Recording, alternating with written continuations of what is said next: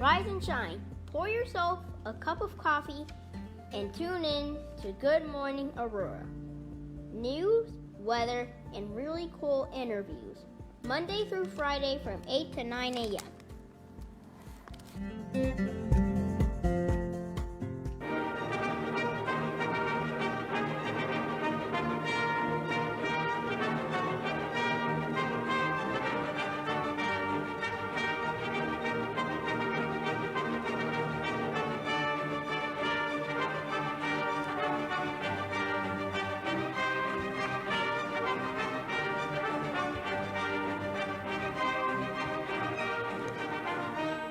Good morning, Aurora. Good morning, Aurora. Good morning, Aurora. The time is 8:01 a.m. You're listening to and watching Good Morning Aurora, the second largest city's first daily news podcast. It's Friday, the 31st of March. We've made it. It's a little bit of a cloudy and gray day outside. I do have to tell you there will be no Aurora weather this morning. Your weather report will come to you on Monday. It might come tomorrow, our space, and you'll see when the camera comes on at 8:10. We've got a new scene. We had to be flexible today. We're definitely making the most of the ugly baby this morning. But speaking of ugly babies, it's gray outside. We've got cute babies too. We've got a new baby on the show. His name is Rich Perez. He is the co-founder of Tango Comics. He's with us this morning. How are you? I'm doing great, Curtis. How are you? I'm all right. You look good. Thank you. Feel good. What's a brother got to do to get one of those shirts, man? Well, all you got to do is ask. I'll set you up. Okay, I appreciate that. Today's discussion will be about comics, artistry, definitely creativity. We'll get to know all about yourself, Tango Comics. What can we expect? What we can expect, and what the folks can expect with that as well. How was your week? My week was very hectic, very busy, but glad we're here. You know, right. It's one of those culminations. Like, you weather's a storm, and I'm better for it, and here we are. All right. And we'll also talk about the event that you guys did at Ballydoyle last month. We'll highlight that, the book release for Infinium. Yes, that's correct. For the Infinium, that was our release party. All right, very cool. Time's 8:04. Good morning, Aisha Saxon. Good morning to Josue Pais, Julia Lindberg, Jennifer Ryan Mayton, Jen Mendoza, and Jen Ingram. Good to see you guys. I've also got news for you as well. So to start off with, where were you born and raised? So I was born in Elgin, Illinois. Okay. That was back in 69, the tumultuous 60s. So, oh, wow. So I came out of there, and spent a lot of time back in PR because more or less I was a rotten kid growing up, so they sent me there to keep me away from the kids here. So PR, Puerto Rico? Yeah. Okay. So I was in Puerto Rico, so a lot of times in the summer, spent time in there. It was almost kind of like an exile, if you will, but came back in time for school. And heck of an exile, right? Yeah, they put me to work. So it was almost like, doing farming, baking, all that. I'm like, it was like penitentiary work. Like, wow. All right, well, you're going to keep me busy and earn them money, I guess. Wow. Working for family, yeah. So but it was a good experience. You know, it kind of toughens you up, makes you realize, like, hey, after a while, they're like, you ever wonder why you're here every summer? And I'm like, no, bad boy. I want to straighten up. Get it together. The epiphany happened. Then I was like, okay, reevaluate who you're walking with, and right, go, so. Right. And now look at you, man. Now you're co-founder of a successful comic brand or comic company, and things are looking good, man. Thank you. Yeah, it's a long time coming, but yeah, we made it. What started your love for comic books? Where did that begin? Well, I'll tell you, Curtis. It was actually probably due in part to my brother. He had a paper out early on, and he had an income as a kid, and as a result, he would spend out some of his money and go by the local pharmacy and pick up comic books and stuff like that. And when he was done with them, he was very meticulous. He cared for them a lot. Mm-hmm. But I was a kid, so I'd steal them and rip them apart and look through them and roll them up, put them in your back pocket. Exactly. So I was the menace to his, his proper structure. But he had to collect a lot of comics, and my fascination came, interesting enough, from horror comics, which probably at age 4 I shouldn't have been reading, but it was so exciting. The artwork and the atmosphere was so beautiful. It just enamored me. So my earliest recollections was reading like Tomb of Dracula magazine and stuff like that. Was that pre or post Comic Code? That was post Comic Code because it was in a magazine format, they could bypass the Comic Code and get a little edgier. So that was the reason back in the 70s why magazines like Conan and Dracula and Right. stuff like that really flourished because they were able to kind of break out of the box of censorship by being a magazine. by being a magazine. Right. For those unfamiliar, the Comic Code Authority was created to like kind of regulate comic books, right? To not make them too edgy, too graphic. Yeah, it was an industry self-regulation in order to kind of keep government out. And so they had set up a council in which to oversee, and they did that for years, in which, in response, because otherwise, again, back in the 50s, they thought it was, they did some bad research, which concluded that teenagers were being negatively influenced with comics, so they set up the Comic Code and just butchered the industry as a result, and a lot of livelihood as a result, too, which is unfortunate, but what came out of that, obviously, is some self-regulation, but after a while, you're starting to see, people being creative, they're going to try and punch holes in that ceiling. Right. And that's what they did, and that was part of the reason why the magazine format was kind of the workaround in those situations back then. Right. And a lot of artists had their own style, kind of like you were saying. They would push those, like Frank Miller comes to mind. Mm-hmm. He was consistently pushing the boundaries. Absolutely. Pushing those boundaries of what he could get away with. Great artist, by the way. Absolutely. Especially his writing skills back then were really, really up and coming. So he was a combination of writer-artist. That's kind of rare in this industry. I mean, to be really good at both. Right. It's kind of a unicorn situation, but it does happen when you see it. It's like folks like Frank Miller, Hal Foster. You see brilliant people step out and really tell some fantastic stories, and people like me were just gravitating to those things, growing up. So that was, it inspired me and made me want to do something like that, and I latched onto other folks, who also had that kind of shared passion and dream, and we made that comic book company as a result. If you are a comic book fan or nerd, you will love today's conversation. If you're wondering, well, what are they talking about? Comic Code and Frank Miller, who are these people? Well, tune in for a learning event. Yeah, he made me like Daredevil. Yes. Because Daredevil was I mean, it's a cool story, blind lawyer, right? But Frank Miller's artwork and writing on Daredevil gave it like an edge that was way different than just the hero Marvel style and all that. Totally agree. Yeah, Frank Miller was one of those artists who constantly strived to reinvent himself, not only in his art style, but as in storytelling. And you saw that evolution throughout the years. And again, I was a late adopter to that, because again, I was just, my mind was racing towards Spider-Man, not Daredevil at the time. But, with age, you get to come back and revisit those stories and buy the collections, complete without ads. And yes. Yeah, so I was able to catch up years back and see that, beautiful evolution. And yeah, Daredevil was the character at the time, and his reinventing of that character was huge, at that time, in reinventing and moving the character forward. How did Tango Comics start? What was the genesis? Take me to the night before it began. Okay. This goes way back to the early 80s when we were in high school. Okay. So we were making basement comics, and really you say you and friends? Or yes, yeah, let me take a step back. Okay. Yeah, so me and my partner in crime, Rage Ledbetter, who I really wish would have been here today, but yeah, you could expand on these stories. But any of that, him and I worked together. He was a fantastic artist even at that day, but more so he was really a imaginative storyteller. So the two of us combined and started literally out of boredom, okay? Okay. So it started out of boredom. We'd take memo sheets, from graded papers, use the backside, and start drawing comics. And after a while, we were doing it for each other, trying to entertain ourselves, trying to make each other laugh. And then other people who were bored in study hall, wanted something to read to help pass the time by, they started to read it.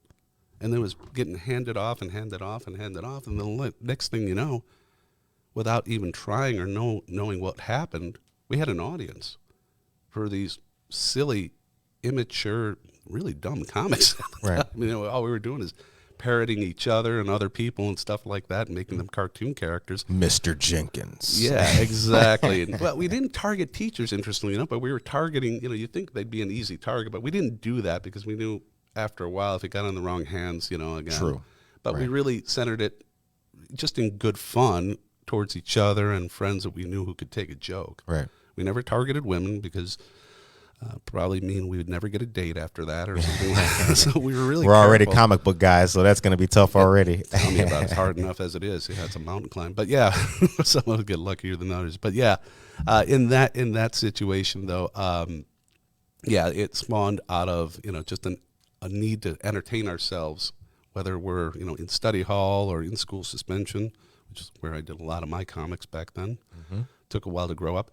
But in any event, that kind of blossomed. And then after college, we kind of separated and but we had dreams and aspirations of telling more stories, more serious ones. Though. Right.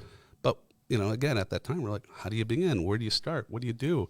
It was all very, very intimidating. So really our fears kept us back for years. And then as we entered college, the maturity came in, then we started to kind of reevaluate and we're like, we can do this. And so I started to kind of refine the stories, but I won't lie, the biggest holdout in this situation was myself because stage fright, didn't think it was good enough, had a lot of fears, a lot of insecurities, just didn't know if it was good enough.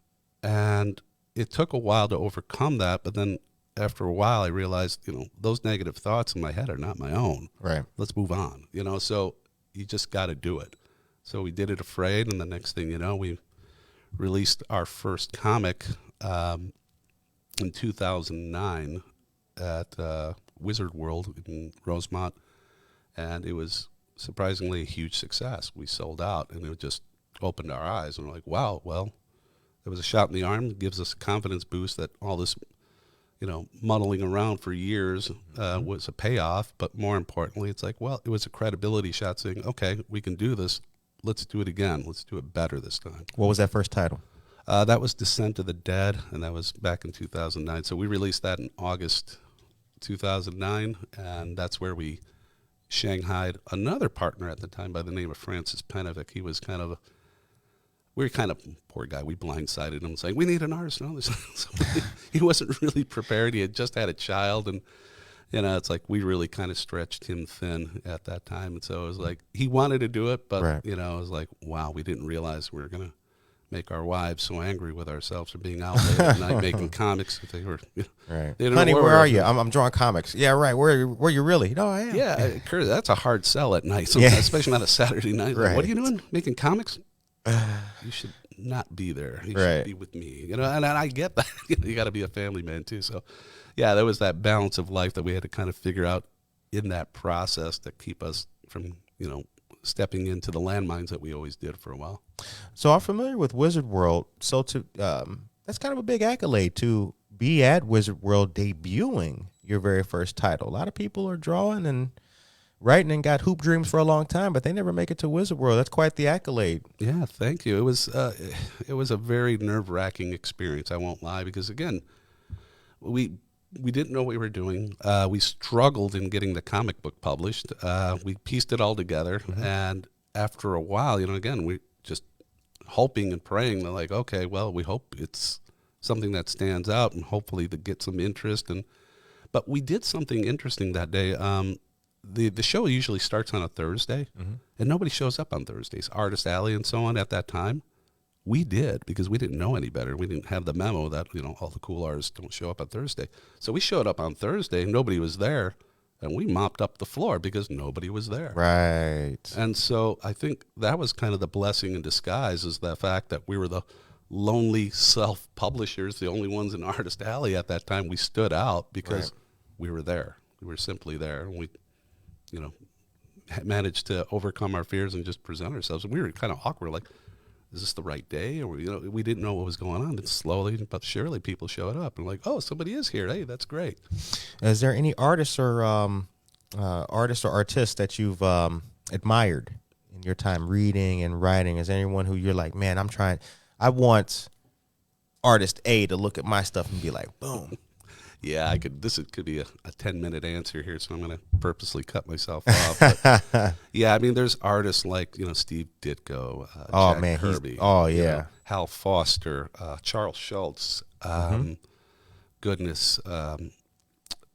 Morales, Alex Ross. Alex Ross, great guy. Unbelievable artist. Painter. Yeah, painter extraordinaire, oh, goodness, now kind of challenge here. Of course, Frank Miller, I mentioned, Walter Simonson, Alan Davis, a lot of British artists as well. So, I mean, goodness, I could go on forever. Mm-hmm. But yeah, I'm a long admirer of so many artists for so many reasons, me for too. certain styles, whether they draw dragons or monsters or how they draw anatomy, all these kind of things I'm always paying attention to and just absorbing like a sponge with my eyes. Yeah. No, I'm the same way. I've been a comic book fan my entire life. And, I mean, some guys do it right. You know, I like the way artist A does a dragon. I'm only tuning in for artists. I'm a real big, so Todd McFarlane, for example, McFarlane. you know, he did Spider-Man Yep. like nobody else. I never saw anybody draw Spider-Man so good. It was mind-boggling detail. It was. You just stared at it for hours, just in the webbing alone, the Yep. level of detail, and just passion that he had for the character, too. You could tell he loved the character, and he wanted to do it and make it really stand out, and he did. He made a name for himself, and the guy's probably a billionaire for all I know, for all his toy lines and all that stuff. Yeah, and his hockey toys and, Oh, yeah. and all that stuff. Yeah. We're nerding out today. It's 8:17. Now, you draw. I'm actually more of a writer. More of a than writer, an okay. art. I do graphic arts. I do a little bit of sketch work, but Okay. I'm an insecure artist by comparison. Okay. All right. And so with you and Mr. Ledbetter, Correct. right? How do you guys feel now, having made the brand and the accomplishments? Do you still have the stage fright? Are we over that and we're fully confident, or how do you? You never overcome the stage fright. Okay. You know, you never can undevelop those jitters, but you just shake them off a little bit more because, again, you've been through it before. There's always a little bit of jitteriness when you first start, but then you just, it's like, okay, you know, because of, again, it's very well rehearsed in terms of dialogue and so on. It's like, okay, yeah, I know the subject matter. I'm confident. You know, it's no questions or issues thereafter aside from the nervous jitters initially. What is Descent of the Dead about? I can tell. I can guess. But Well, Descent of the Dead is a zombie comic. It's kind of a love letter to George Romero, and John Russo for their phenomenal story back in the 60s. The way they told their stories was fascinating because it was, obviously riddled with social activities and, the norms of the time. Mm-hmm. And then at the same time, it was kind of a standalone story. And they introduced plot elements that they would never carry forward other than the dead, which drove me nuts because it's like there was no sense of conclusion with it. But, hey, they had snared me, for horror. But for me, in my head, I was like, well, I'd really like to tell a story with the undead and using elements from that. Thankfully, it's public domain, so I can. But the elements from the original story, that from meteorites coming from another world and, a satellite from Venus creating radiation. There was plot elements that really kind of described how it happened, but they never pursued it. okay. So our angle was to pursue that and tell a story where in the future, the dead overcome the living and conquer the world.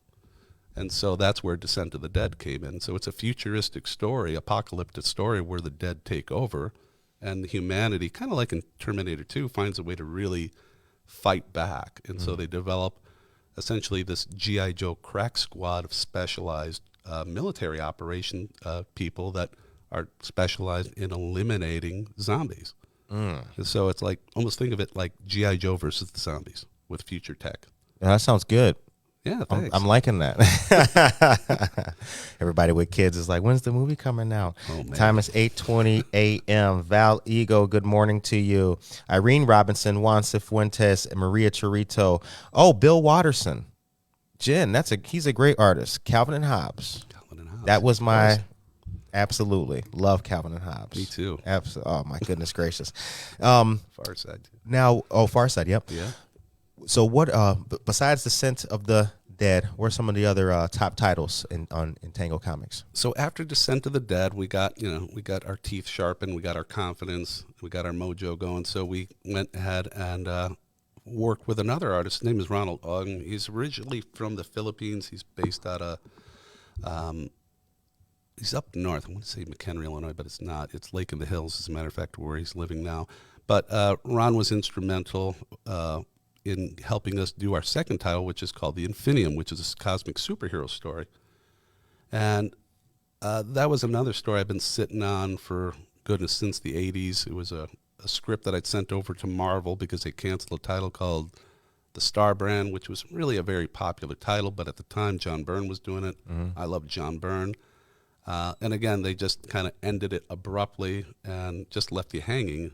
Right. And that's the curse of the comic book industry. You could be attached to something emotionally, and then they'll cut your heart out. Right. They don't care. They don't You care. know, it's like, man, I was really feeling Nightcrawler. You feel this way, but at the end Yeah. of the day, it's a business. So they're just like, well, it's a business. Can I get more Excalibur? I was liking that title. Oh, I loved Excalibur. That was my title. My God, it was a good one. Alan Davis. Yeah, Yes. I love that guy. I Yeah. love nerding it out, man. This is you got to come back for a part 2. The time is 8:22. All right, I'll be back I tomorrow. didn't mean to cut you off though, but Infinium was the next one. Correct. So Infinium's a cosmic superhero story about a man seeking redemption, an ex-con who went through life, murdered somebody, and essentially, in his seeking of redemption, inherits the most powerful force in existence. Nice. Thanks. That's pretty cool. I wish I was that guy. Times 822. Now the book release party that you guys had at Ballydoyle. How was that reception? Let's talk about that. Oh wow, that was magical. We had such a wonderful time. I'm just full of praise and thanks for everybody who showed up and provided their support. Ballydoyle in particular, again, they didn't have to do this. They stepped up and provided this for us. Obviously, it's a new opportunity and venture for them, but same with us. So it's a great growing opportunity, and we had a really, really good time. Saw a lot of old artists that we haven't seen in quite some time on account of COVID. A lot of people, it's just like I said, people crawling out of the woodwork to show up and take a look at the artists that were with us, who we were showcasing, but at the same time just drawing interest in the book release and just cutting, letting our hair down and letting off some steam in celebration of this hard work because doing these comic books, man, it's 6 to 8 months of labor, Right. and it's challenging work to get that done. So when you get it done, there's a part of you that's like absolutely sick of it, but there's a part of you that's so relieved that it's done and happy, and you want to get it out the door, but you don't want to look at it anymore either. Right. You've looked at it a billion times, so it's just like it's etched in stone. Time is 8:23 a.m. Good morning to all of you great people. Gabriel Bradford, take me to a commercial, please. We are here with Rich Perez, co-founder of Tango Comics. We're nerding it out on this show all morning. 1 hour of nerd. I also want to say a thank you. I want to give a shout out to our friends of Viso Arts. They helped put this interview together today. Viso Arts is a fantastic art team documenting, showcasing, and highlighting all of the art that exists in all over Kane County. I mean, you can find them all over the place. Indeed, follow Viso Arts, Vizo Arts, on Instagram and Facebook. Tracy Duran, good morning to you. Okay, Rich, here's what we're going to do. Rich, I got to tell these people a little something. What the hell? What? Scratch it up. Where's... Oh, I got it. The news never fails, y'all. Like, Curtis doesn't have the news. Yeah, he does. Okay. Our friends of the Grand Army of the Republic Military Museum, don't forget, they have the Hidden Warriors History of the Women in the U.S. Military event going on all the way to September 30th of this year, open to the public. Admission is free. Donations are welcome. The Grand Army of the Republic Military Museum, located at 23 East Downer Place in Aurora, is open from noon to 4 p.m. Wednesdays through Fridays and 10 a.m. to 3 p.m. on Saturdays. For more information, call 630-256-3348. The number again is 630-256-3348. That cell phone number belongs to a guy named Eric Pry. He's the curator of the museum. He's a dear friend of ours. So when you call that number, don't bother him, right? Don't call after 9 p.m. When you call that number, say, hey, I heard about this on Good Morning Aurora. Are you Eric Pry? I want to see the exhibit, and he'll let you in. So that's the humdinger. Brett, would you take us to, let's continue. We don't got to go to another commercial. Let's continue this commercial. Give us what you got, baby. Good. Aurora Greenfest will return to Briscoe Community Center this spring after a 3-year hiatus due to the pandemic. The festival welcomes everyone to learn about being green from 10 a.m. to 4 p.m. on Saturday, May 13th. Aurora Greenfest is a free and accessible event and will be open to all ages with family-friendly events, and performances. Bates and a committed team of volunteers are part of Aurora Green Lights, a local group affiliated with the Conservation Foundation, which is dedicated to continuing the environmental festival. All right. Thank you very much for that. And Bates is not the Bates Motel. That's Mavis Bates, who is the Kane County board member. So I know you guys are thinking, Bates? What are we baiting here? Oh, you got one more. Go ahead, deliver that too.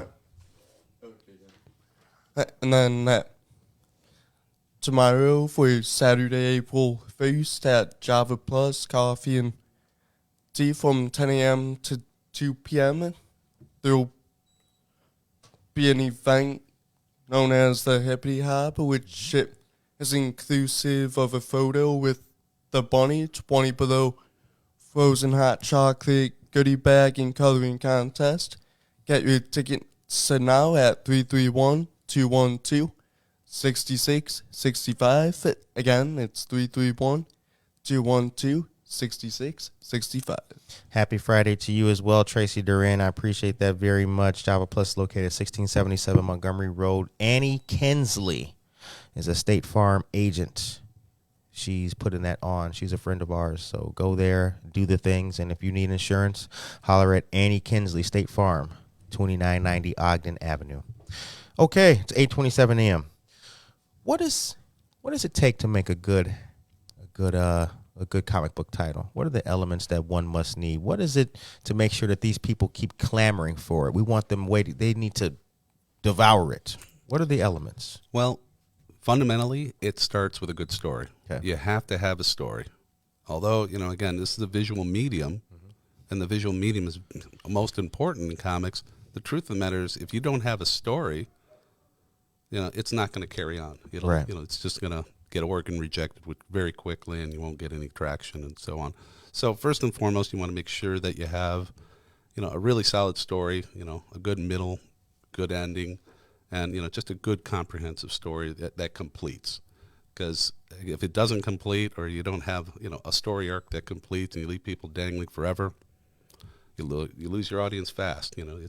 The mob is fickle, as they said back in, the early days of Rome, and that hasn't really changed. So you got to keep a pulse with, what's going on in society and culture, and, again, make sure you're delivering stories that hit, provide an impact and so on. And again, it doesn't necessarily have to be overly socially conscious, but at the same time, again, you want to drive some emotion with people. And if you do that, you snare them, that's how it all starts. Right. Get them attached. Right. And, the story formula, like, for example, what Disney does, and it's very effective. Before they make you laugh, they make you cry. So it's very, very effective. That's how you tell the story. You draw people in.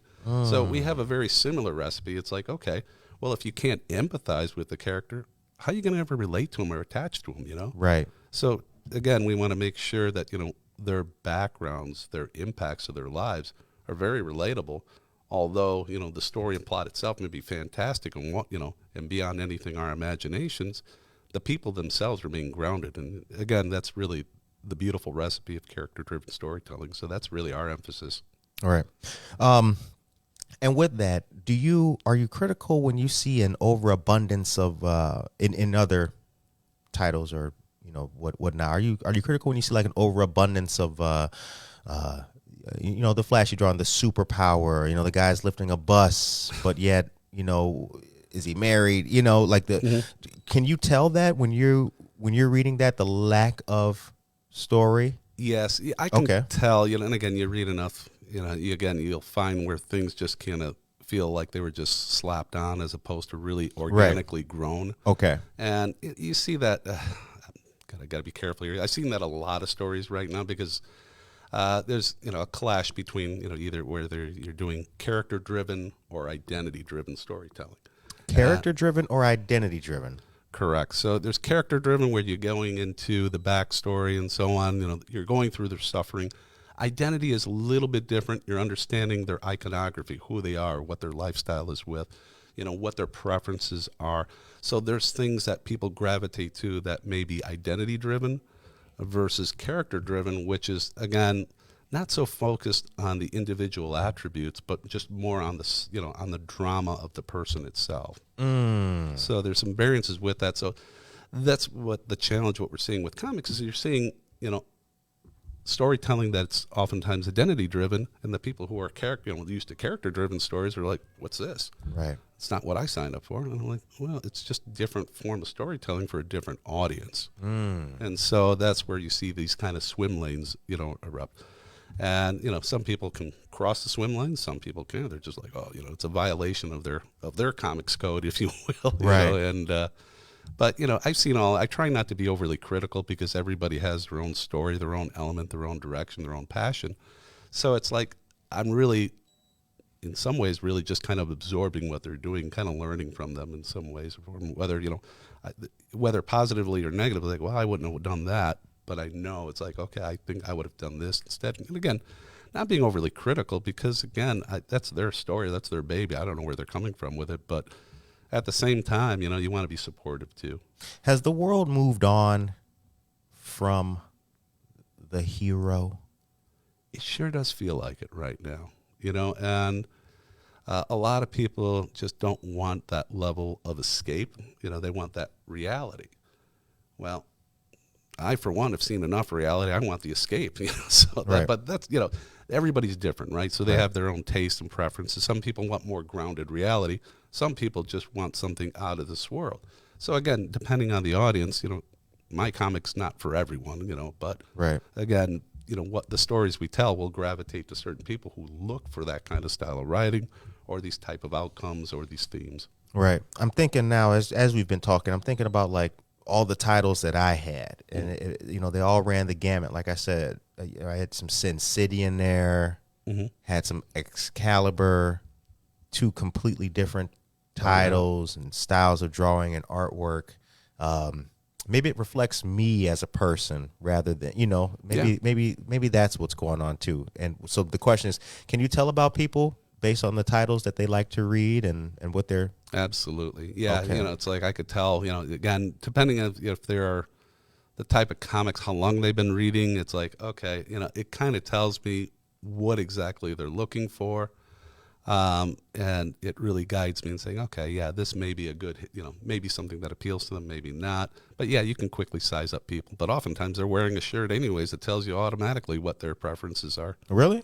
Yeah, they're usually advertising that they love the Green Lantern or Superman, or they're wearing a costume. Again, what they wear and how they present themselves, in addition to sharing verbally what they collect or read, all those things combined can kind of tell you way up front exactly whether this is something that may be interesting them or not. So you were you were traveling to shows and things before Tango Comics was created.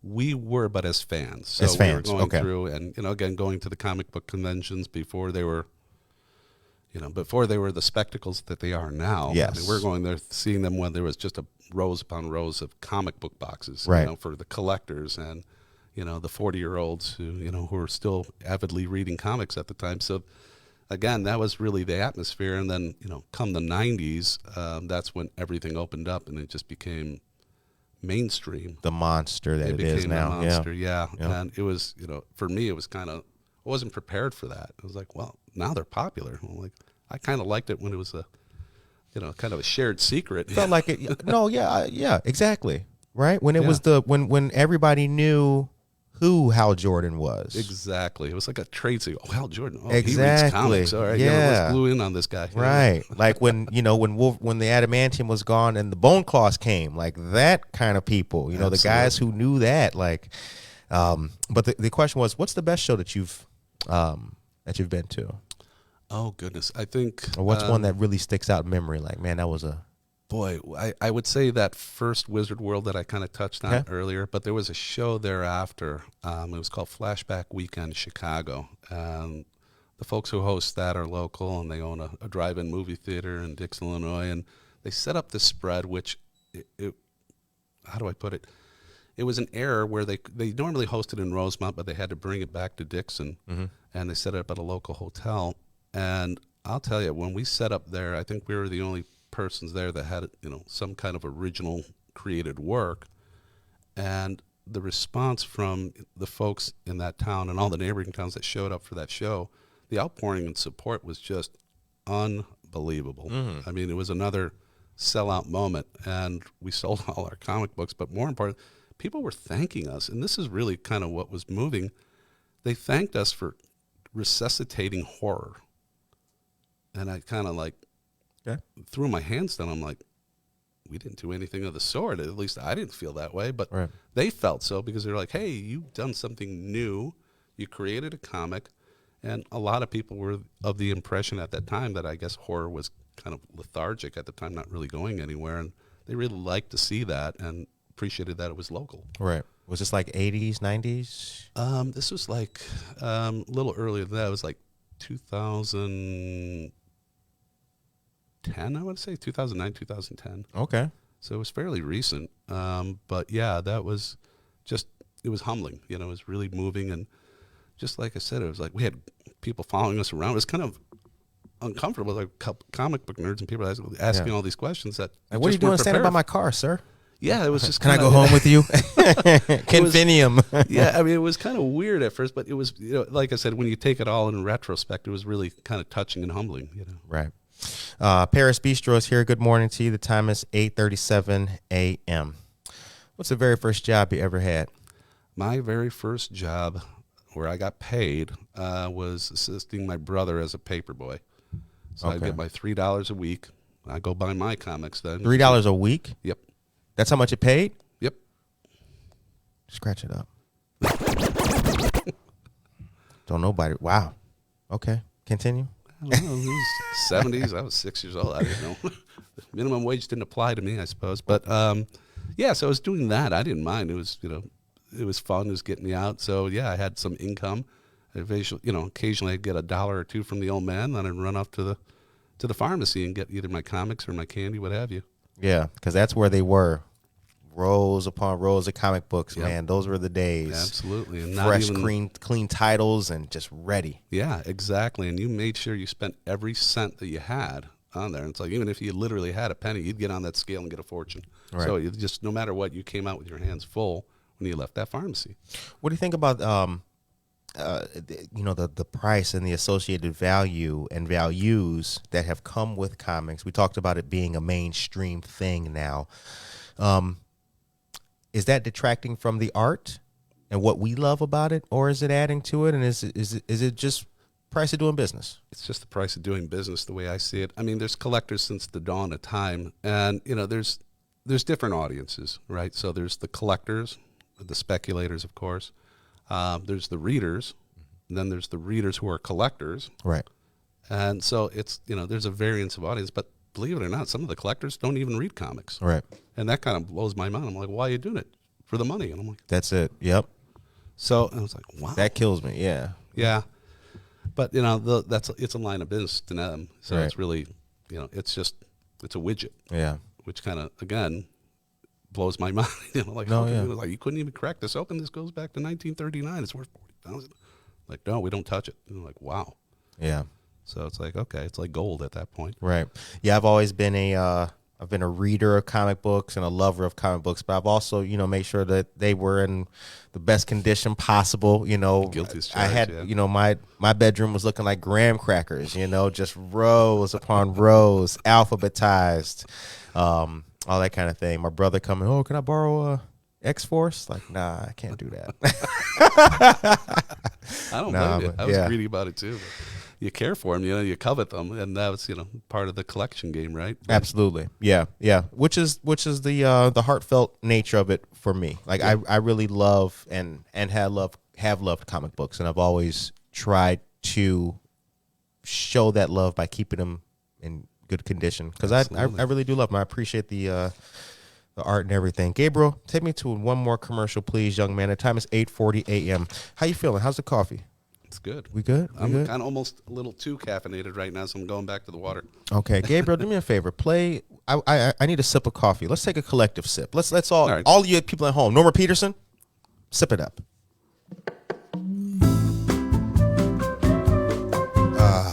Okay, there we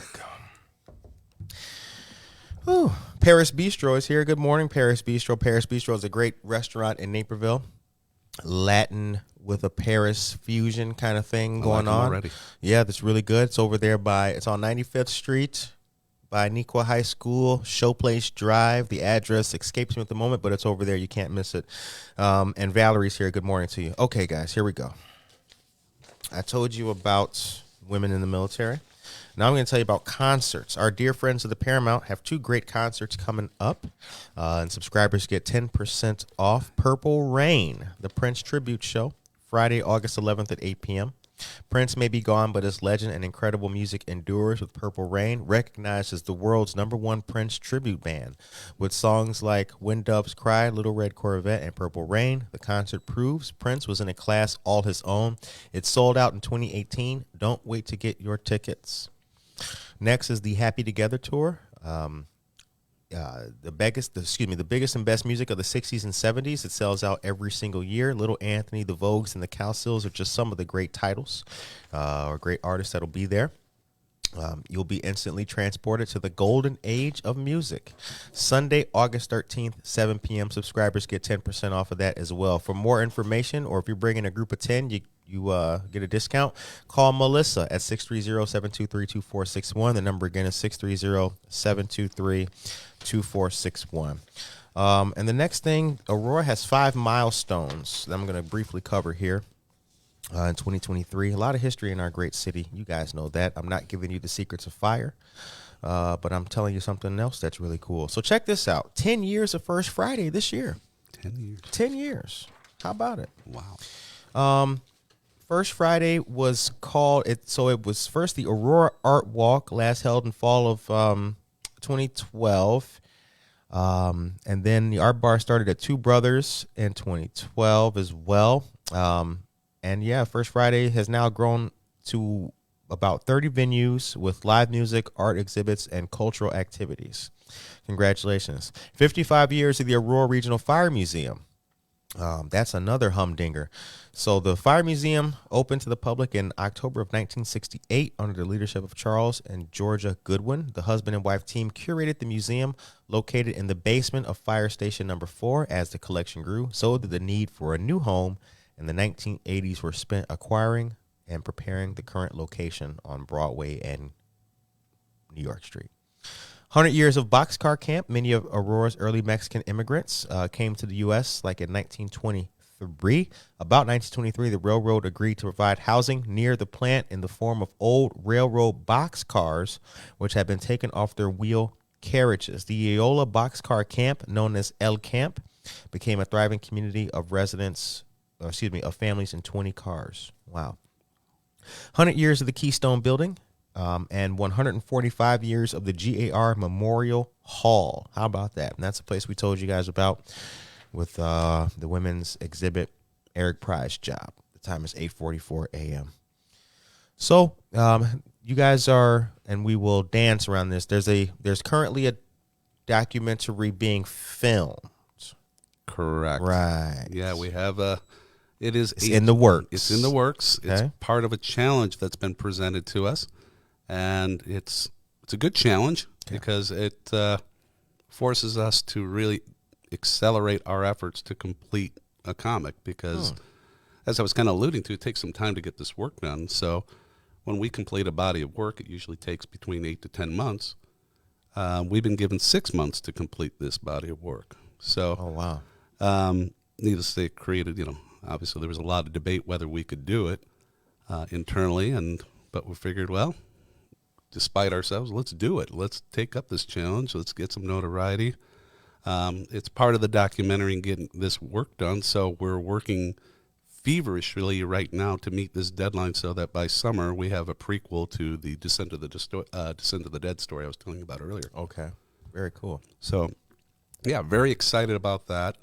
Really looking forward to the opportunity to kind of work back with the team that I originally worked with because, again, with so many other projects, I'm working with other folks and so on. So to work back with the core team is a real, it's kind of a reunite. It's like getting the band back together. It's like the Blues Brothers are back. We're on an act, we're on a mission from God. So we're getting this thing done here, and it's fun. We're very rusty at it. But everybody's got getting back into it, getting their A game on, and starting to see the sparkle in everybody's eyes again, because it's been 10 years. Right.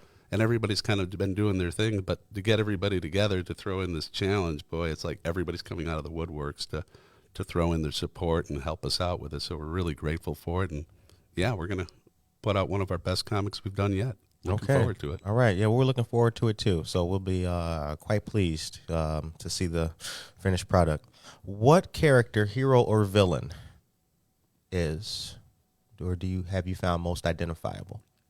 What hero or villain in particular? Just in general comic code? The whole shebang. Yeah, I mean, I grew up watching Spider-Man on cartoons and stuff like that. So that was, growing up, that was my character. And then in addition to him, at the time, there was, and again, this is all because, television was, our, growing up was our parents as well. So we were watching shows on Saturday morning, and yeah, Captain Marvel, in those adventures in the 70s that they had that show. And I loved Captain Marvel back then. That little kid turning into a superhero, that was a dream come true. Yeah, just saying a word. Yeah. A magic word, and he became not only, the world's mightiest mortal. And I was like, I won't lie. I loved that tag, the world's mightiest mortal. Yeah. That said everything. Yeah, like, exactly. Holy cow. And it was just, it's an off-the-wall comic, but yeah, I admired the character so much, and that was one I grew up on, and, to this day I'm very fond of. That's cool.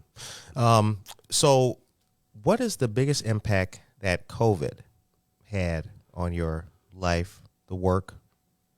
Oh, man. COVID was like an exploding volcano on us because, again, we didn't know we were going to be in business as a result of COVID because, again, our revenue, our income came in from shows, and there were no shows, there were no people. And with that being said, we were really nervous, like, well, the game might be over. So first thing we did as a result is, just kind of halt everything, halt all our operations, because without any income, we can't pay artists and so on and so forth. And again, a lot of the work we do as partners, the founding partners, we work voluntarily.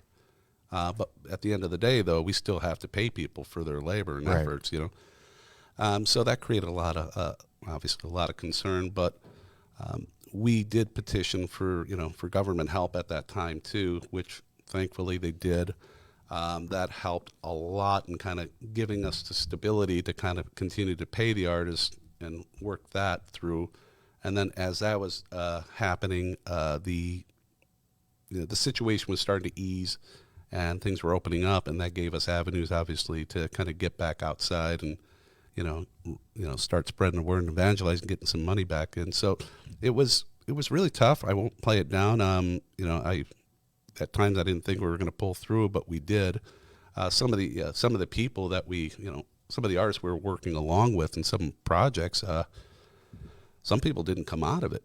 So some people disappeared. Some people just became different human beings. They got out of the scene as a result. So they're just the constant life changes that we had to adapt to as a result of that. I mean, in parallel, we had one artist, again, we were working with trying to get a project done for the Infinity book, and he went blind all at the same time. So it's just like, wow. And I was like, what's next here? Right. So, but yeah, thankfully, light shined through, and we got a break, as a result of, the progression with COVID and so on. And thankfully, again, we kind of rolled up our sleeves, had to kind of bare knuckle it for a little while, but we got through. It was tough, but here we are. So I'm very happy to say that. I love the perseverance, man. I love the hustle. I love that, man. But I won't play it down. I mean, and again, my story is not unique. There's countless other, publishers that unfortunately didn't cut through. And again, my heart goes out to them. I totally get it, and we barely made it through. So, my heart goes out to everybody who couldn't make it, and I'll celebrate with those who did.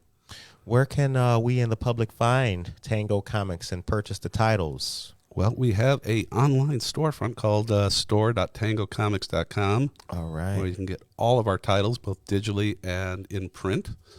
And then in addition to that, we have our website, tangocomics.com, which also leads to the storefront. And then our presence within Facebook, Instagram, and, of course, Twitter can lead you in those directions as well. All right. What's the social media world like for a guy? I mean, so you were born before social media. Yeah.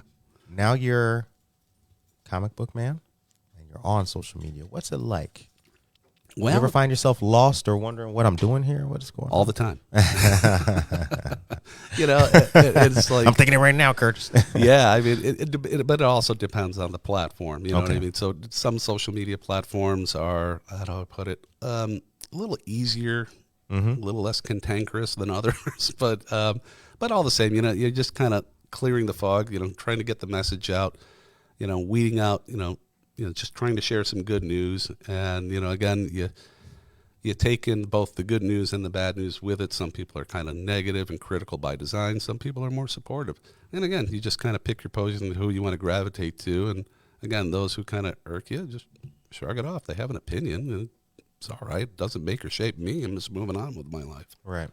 Did you ever think when you were delivering those papers that you would be a co-founder of a comic book company? Did you ever dream in your wildest dreams that you'd be doing this? Not even in the fondest. I mean, there was no idea possible that I had, this would evolve in this direction. It was always, a dream as a kid to be a superhero, but, and, kind of have your own exploits and tell your own stories. But yeah, it was, I never could imagine that, it would come to this. And yeah, there's all sorts of blessings in disguise in life, and this was one of them. How can we help you? How can we and the listeners help you in Tango Comics? Well, if you are into superheroes and you like noir stories and horror, and like comic books in particular, we encourage you to support us by, buying our comics and visiting us at shows, and again, just, being along part of the ride. When's the next show? So our next show, let's see, we have Davenport, Iowa. We'll be at the Quad Cities in April, and it will be, I believe, on the 12th. It's a 2-day event on the weekend, and we will be, that weekend, Rage and I will be in the Quad Cities peddling our wares and evangelizing the word of tango. Do you have children? I have 4 boys. 4 boys. So dad's a comic book man. What's it like at home? Kids love you, don't they? It all depends. Everybody's different, right? I have some kids that really love it, and some probably have heard me too much on it and probably fed up with it. Right. So it was one of those things. So we talk about comic book collections and all that. I had a huge comic book collection, and I was like, who does it go to? Well, nobody wanted them. Oh. And I was like, but again, they read them all, but they didn't go on the quest that I did. Right. They don't have that emotional attachment, so it's not the same to them. So it was like kind of realizing, like, oh man, I thought they would jump all over. I'm like, right. They have video games, Minecraft, girls, all sorts of stuff that kind of keeps them distracted other than comic books. And I get it, it kind of hurt at first, but at the same time, like, everybody's different. Right. So, I wound up heartbreakingly selling my comics, most of them. But in doing so, I was like, hey, I showed them, like, hey, that collection paid for your vacation, by the way. That's right. And so they looked at it a little bit differently, and they appreciated it, too. It's like, okay, so it all worked out. Josie Mendoza-Geller, good morning to you. Tracy Duran says, we've been binge watching the old Shazam TV show from the 70s on YouTube. It's the best. It is a good one.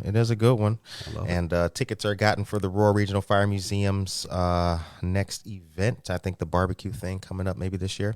Last question. Yes, sir. Worst comic book movie ever, or themed, or, they made it off the comic book? Oh, goodness. I'll start Street Fighter. Street Fighter was... Remember that? I know you remember that. I remember that. Horrible. It was... I guess I had some redeeming value with Raul Julia, I guess. So, have you met him? No, I didn't meet him, but I was just fond of the actor, though, even at the time. Yep. But, yeah, for comic book movies, boy, oh boy, I think that 2014 Fantastic Four really just fell through the floor. I was like, guys, what were you thinking? Yeah, it was horrendous. It really was. And I watched it. I watched it twice, and people are like, "Well, why'd you watch it the first time?" I'm like, "Well, 'cause I like to size up my own opinion for Right. one, you know." But at the same time, I was like, "This was not good," and it pains me to say that because it's like there was a lot of money and investment and effort to go into that. So it's kind of sad to see that. I was like, guys, couldn't you just follow the formula that's worked for the last 70 years and give us what we want? Right, exactly. That's where the money came in, but everybody's got to try and do something differently. Sometimes it's a hit and sometimes it's not, and they realized they threw the ball into a cavern with that one. One more question, actually. Have you met anybody famous in your time doing this? Oh, yeah, lots of comic book artists, some local to the area. Yeah, I've met countless celebrities in this space. And Can you give us a good celebrity story for goodness. Friday? Tony Todd, the Candyman. He was at, goodness, I'm tongue-tied here, Flashback Week in Chicago.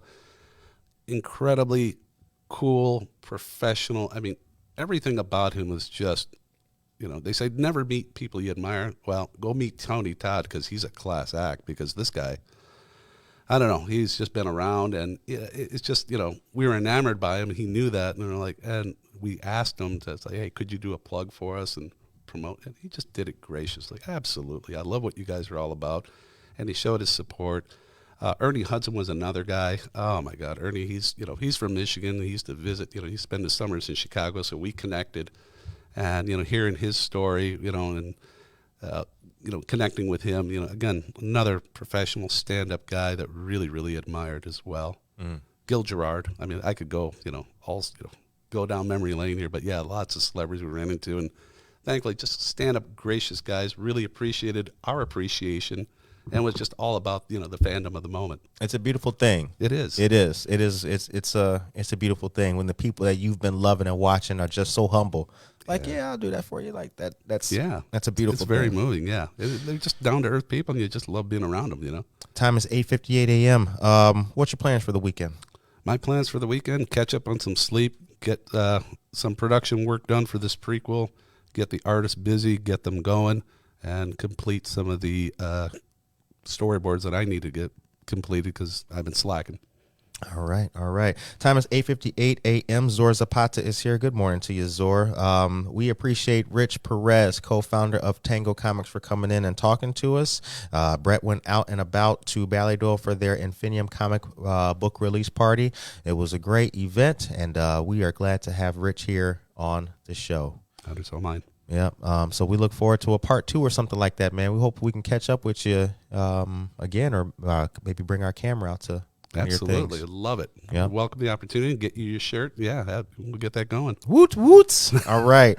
Ladies and gentlemen, I want you all to be blessed, be highly motivated, be safe, and have a prosperous weekend with yourself and your family. Good Morning Aurora returns on Monday morning. Take care of yourself and each other.